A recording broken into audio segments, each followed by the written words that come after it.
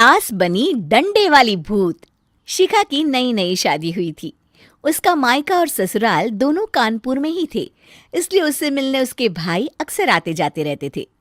ये बात शिखा की सास मीना को बिल्कुल पसंद नहीं थी। मम्मी जी, आज राहुल भैया आ रहे हैं। कौन, तेरे चाचा का लड़का? जी मम्मी जी।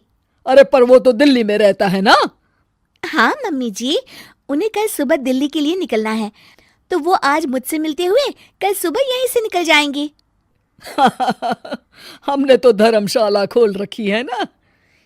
कुछ कहा क्या मम्मी जी? मैंने कहा हाँ हाँ, आने दे तेरे भैया को, जमकर खातिरदारी करेंगे। अब तो कुछ करना ही पड़ेगा, इससे पहले कि मेरा घर धर्मशाला बन जाए। ये कैसी बातें कर रही हो मीना? सच ही तो कह रही हूं। अभी इसकी शादी को साल भर भी नहीं हुआ और आए दिन इसके घर वाले आ धमकते हैं। अरे तो क्या हुआ, वो इसी शहर में रहते हैं तो हाल चाल लेने आ जाते हैं। इस बार मैं उनका हाल और चाल दोनों ही बिगाड़ दूंगी। अब बहुत हो गया जी। अरे ये कैसी बातें कर रही हो, हे भगवान। बस आप तो देखते जाइए। शाम को राहुल आता है। नमस्ते आंटी, कैसे हैं आप लोग? हम लोग तो ठीक है, तुम कैसे हो बेटा? मैं भी अच्छा ही हूँ आंटी। बस आज रात के बाद नहीं रहोगे। चलिए भैया, मैं आपको हमारा घर दिखाती हूँ। रात में खाने के टेबल पर शिखा, रोहित कहीं दिखाई नहीं दे रहा। जी भैया, वो ऑफिस के काम से बाहर गए हैं, कल शाम तक आएंगे। अच्छा अच्छा। बेटा, क्या तुम भूत प्रेत में मानते हो? नहीं नहीं आंटी जी, पर अचानक आपको ये ख्याल कहाँ से आ गया? पता नहीं क्यों, कभी कभी मुझे लगता है जैसे रात के समय बैठक में कोई घूमता रहता है। ये आप क्या कह रही हैं मम्मी जी? हाँ, तुम लोग घबरा ना जाओ, इसलिए मैंने आज तक इस बारे में कुछ नहीं कहा। ये आपका वहम होगा आंटी जी, ऐसा कुछ नहीं होता। हो सकता है। चलो अब मेरा सोने का टाइम हो गया है तो चलती हूँ मैं। शिखा बेटा, राहुल के सोने की व्यवस्था वहीं दीवान पर कर देना। जी पापा जी। अब चलिए भी। अच्छा, तो बैठक में सोने वाले हैं साहबजादे। क्या बड़बड़ा रही हो? कुछ नहीं, आप सो जाइए। मीना और महेश के सोने के बाद शिखा और राहुल आपस में बात कर रहे होते हैं, तभी डोरबेल बजती है। अरे आप! सरप्राइज! काम जल्दी खत्म हो गया तो मैं आज ही चला आया। ये तो बहुत अच्छा किया। देखिए राहुल भैया भी आए हुए हैं, आप दोनों का मिलना भी हो जाएगा। कैसे हो रोहित? मैं तो ठीक हूँ भैया। शिखा, मैं भी आज यहीं सो जाता हूँ, राहुल भैया से बातचीत भी हो जाएगी। अच्छा अच्छा ठीक है। मीना आधी रात को उठती है, कंबल मुंह से पैर तक ओढ़ के डंडा लेके बैठक में आती है और देखती है दीवान पर चादर ओढ़े कोई लेटा हुआ है।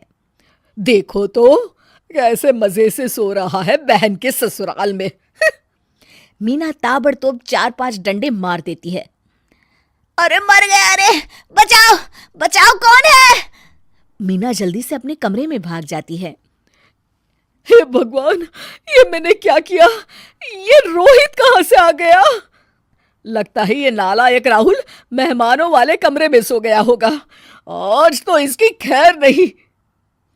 उधर बैठक में, अरे क्या हुआ रोहित? मैं बाथरूम में था, तुम्हारे चिल्लाने की आवाज सुनी। पता है भैया, मैं सो रहा था, अचानक से कोई आकर मुझे डंडे मारने लगा। ये क्या कह रहे हो? लगता है तुम भी आंटी की तरह भूत प्रेत में मानते हो। नहीं नहीं भैया, सच में कोई आया था। मैं तो जा रहा हूँ मेहमानों वाले कमरे में सोने के लिए। इस समय अपने रूम में जाऊंगा तो शिखा की नींद खराब हो जाएगी। ठीक है भाई, जाओ तुम, जहां तुम्हारा भूत डंडा लेके ना आ सके। थोड़ी देर बाद मीना कंबल ओढ़ के डंडा लेकर मेहमानों वाले कमरे में पहुंच जाती है। वो बिस्तर पर सोए रोहित को फिर डंडों से मारने लगती है। अरे मर गया, अरे मर गया। तू भूत प्रेत में नहीं मानता ना, ये ले अब डंडे खा। हैं? ये तो माँ की आवाज है। रोहित कंबल खींच देता है। बेटा तू! अरे ये क्या कर रही हो माँ? मार मार के मेरा भरता बना दिया आपने। माफ कर दे मेरे लाल, मैंने तो तुझे ही मार मार के लाल कर दिया। मैं तो उस राहुल के बच्चे को सबक सिखाना चाहती थी। राहुल भैया को? हाँ बेटा, मुझे लगा अगर उसे डंडे मारूंगी तो शिखा के मायके वाले यहाँ आना छोड़ देंगे। हे भगवान, माँ ये घर शिखा का भी है, उसके घर वाले जब चाहे आ सकते हैं। हाँ बेटा, आज मुझे भगवान का इशारा समझ में आ गया। मैं कितना गलत करने चली थी और अपने ही बेटे को चोट पहुंचा दी। अब चुपचाप जाके सो जाओ माँ, और किसी को कुछ बताने की जरूरत भी नहीं है।